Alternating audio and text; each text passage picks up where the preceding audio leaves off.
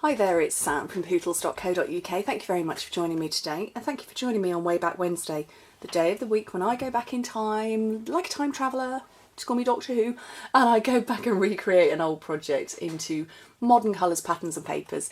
And this is going back not too far into the past, to January last year, when I made a pinch box and I decorated it and I did tone on tone stamping, so you can see these here, and I've recreated it. So I did pale tone on tone with a darker decoration, but this time round I've gone with tone on tone with white as the decoration. And my phone's just flipped around. I'm looking for my instructions. I need to see what you would see. So what we're going to do first is stamp. So I've got my piece of cardstock that is 4 inches by 8 1/4, so you can get 2 from a sheet of cardstock, or if you're working 8 1/2 by 11, keep yours at 8 1/2 by 4, whichever's going to make your life easier. So, the stamp set I've got is the Bloomin' Love. So, and I want the 2 block flowers, which is that one and that one. So, I'm going to take the larger one, and then I'll come back to the smaller one in a second. So I'm going to go tone on tone with the larger one, and I'm kind of keeping this sort of towards the upper half. Doesn't matter if it's, you know, coming down a bit, but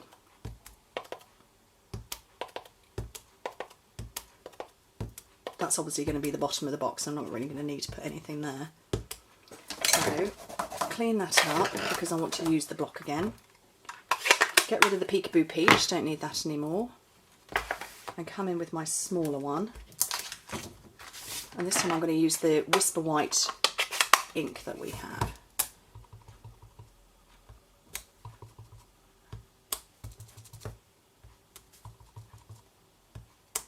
And this white, you need to ink it up quite well to get it to show. And it's almost what it's doing is dulling down the peach that's underneath. As it fades, it will, or as it dries, it gets ever so slightly paler.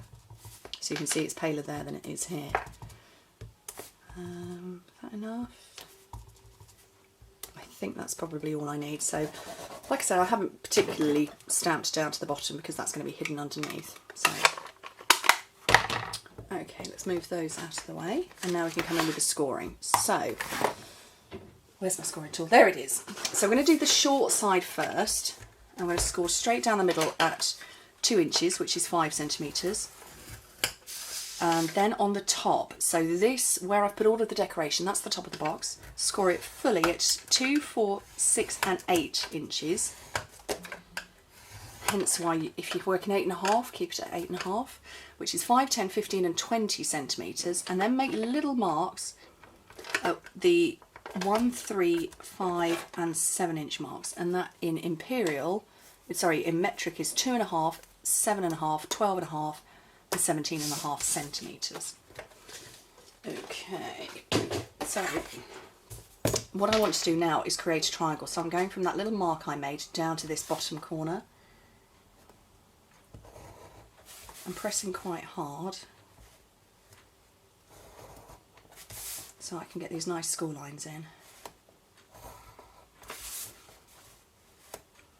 And do it all the way along until you've got 4 triangles.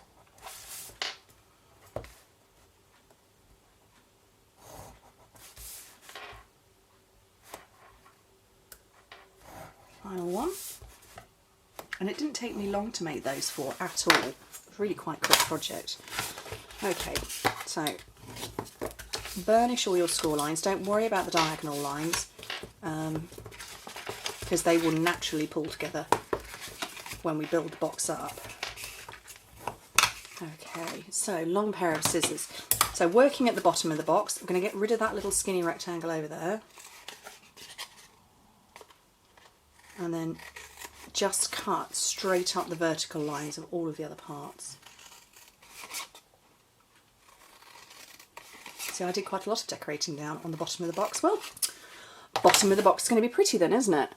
Okay, I have got the tear and tape because that is quite a thin, narrow part there. And this is exactly the right size for it. Snail's too wide, fast fuse is too wide. Tear and tape, perfect.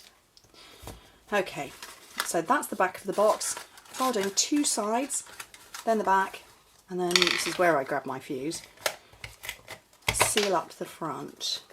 Now, when you, I've lost the front now, there's the front. When you push these in, those scored lines we created before automatically pull into this sort of lovely star shape. Really simple. What I want to do though is I want to put a couple of holes in because I need to put my ribbons through. I'm here for my bigger hole punch. Here we go. So again, find the front, and where this triangle meets you want to put a hole in between those lines on the front and on the back only. Oh, that was not very straight, was it? And then bring in the matching ribbon. And again, checking where the front is. Through the front and out the other side.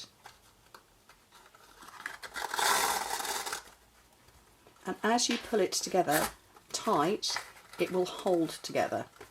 So tie a knot.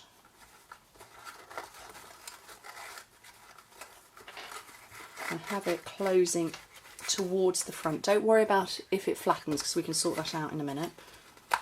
Get your bow tied. If you can. Apparently I can't today. Oh, maybe I can. There we go. And sort out the ends of your ribbon before manipulating the box back into the shape you want it to be. And that, with a tail going in the wrong direction, is my little pinch box. So in beautiful in colours. I love it. It's so exciting. I'm so happy to recreate this very simple project but so pretty, and I hope you like it too. Anyway, thank you ever so much for joining me. Hope to speak to you very soon.